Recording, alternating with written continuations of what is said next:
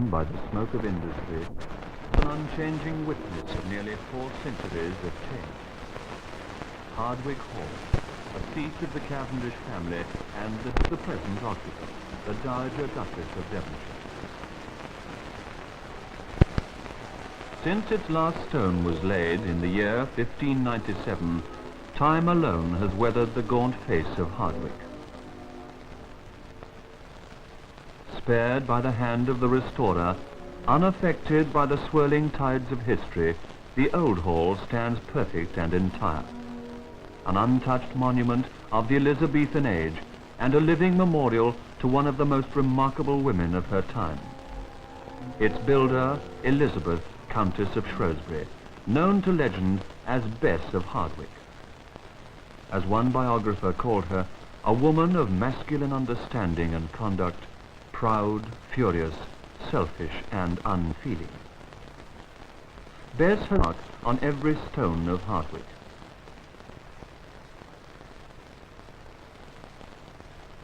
In the lettered parapets of the walls and towers, in the soaring windows of its facade, which have given rise to the quip, Hardwick Hall, more glass than wall.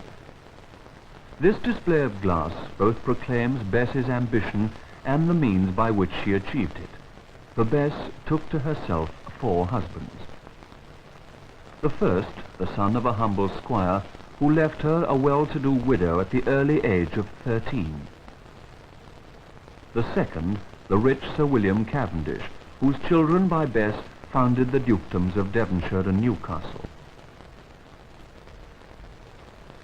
The third, Sir William St. Low, powerful courtier and grand butler of England. And the culminating grand stroke of her career, the marriage to George, Earl of Shrewsbury, the then greatest subject in the realm. In the gallery at Hardwick, surrounded by 3 of her 4 husbands, we see Bess at the age of 60. Bess was born within a stone's throw of Hardwick, in the old hall, which now stands a ruin in the grounds of the new. Bess had a passion for building and quarried her old home to provide the stone for the predecessor of the existing Chatsworth, which she erected during the lifetime of her second husband. During her 4th marriage, she also built great houses at Bolsover, Worksop and Oldcoats. Towards the end of his life, the Earl understandably put his foot down. But within a week of his death, his widow was busy laying the new hall's foundations. Bess departed freely from the original plan by her quarrymaster and architect, Smithson, and the symmetry of the front gives no indication of the arrangement of the rooms within. Some of the windows are dummies.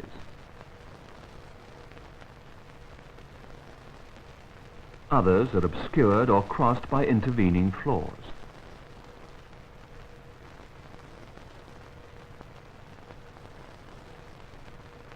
Bess's love of height, architectural as well as social, led her to heighten the tall tower windows. These tower chambers, incidentally, house the footmen and can only be reached by a slithery trip across the roof.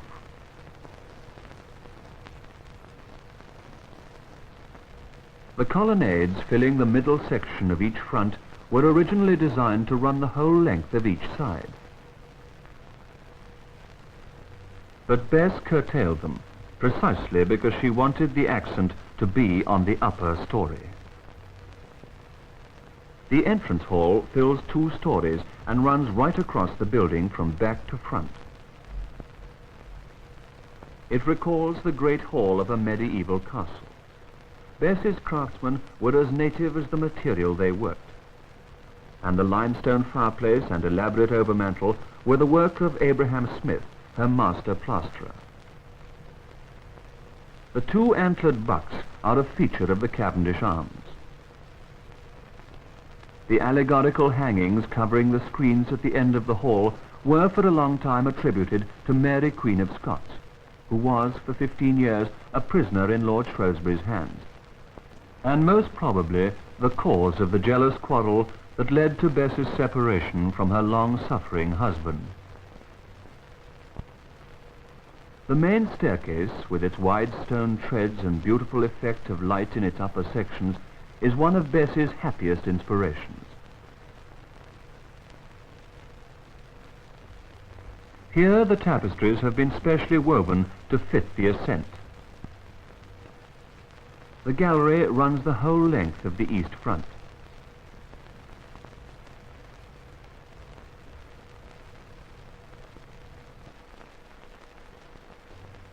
The splendid ceiling was moulded by John Master, a local craftsman.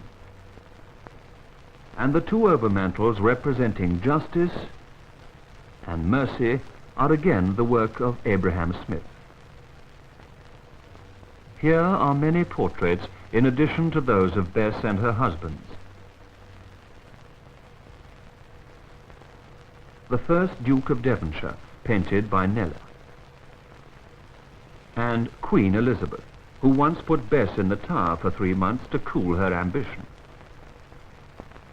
Mary, Queen of Scots, although never at Hardwick itself, but for so long Bess's unwilling guest at Chatsworth and elsewhere. And Mary's niece, Bess's granddaughter, the lovely and unfortunate Arabella Stuart, who was for a short time heir to the throne.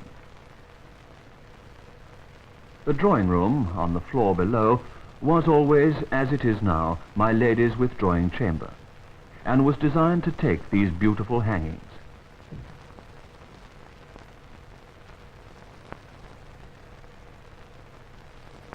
The lovely panel of painted glass shows the arms of Lord Shrewsbury and his Countess. The blue room also contains tapestries acquired by Bess.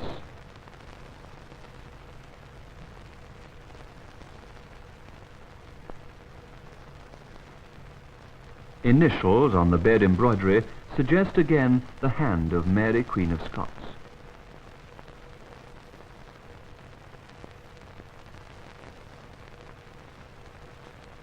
Bess furnished this room, known as the Scots Room, after Mary's death in 1599, and placed in it many of the possessions associated with the ill-fated Queen, perhaps as a gracious attempt to lay the unhappy ghost of her one-time enemy.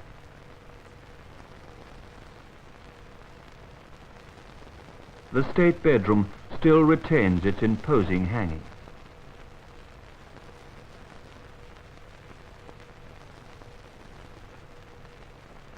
The alabaster relief over the fireplace bearing the arms and cipher of Queen Elizabeth was brought from Chatsworth in the 19th century. One of the very few structural changes made at Hardwick since the time it was built.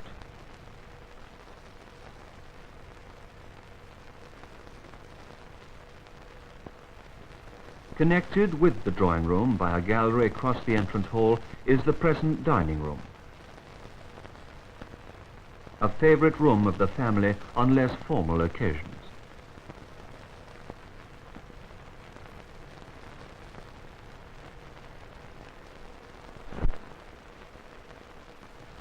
Beyond the dining room is the cut velvet bedroom with its tapestries after designs by Teniers.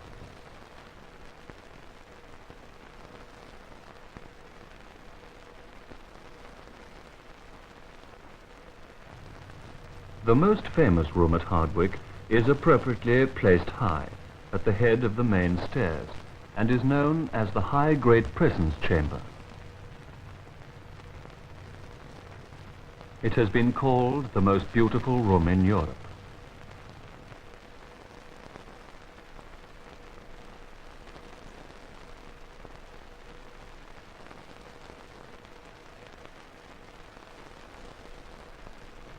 The unique frieze of brilliantly painted plaster was again the work of Abraham Smith, the humble local plasterer whose name we only know from Bess's account books.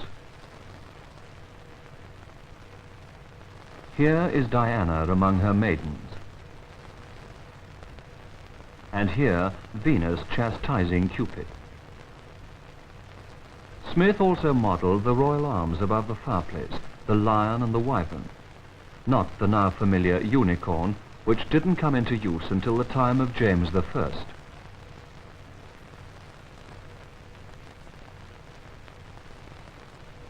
The Brussels tapestries were new when the house was built, and hung where you see them now. The farthingale chairs and stools were once the only furnishings of the room, recalling the time when the awe-inspiring old lady held court here alone on this chair, surrounded by her troop of trembling grandchildren.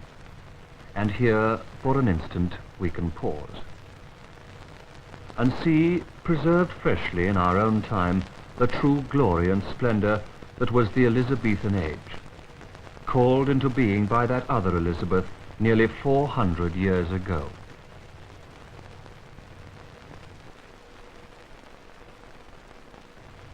She lies in her tomb in All Hallows, Derby, her epitaph written by herself. The builder of the mansions Chatsworth, Hardwick and Oldcote.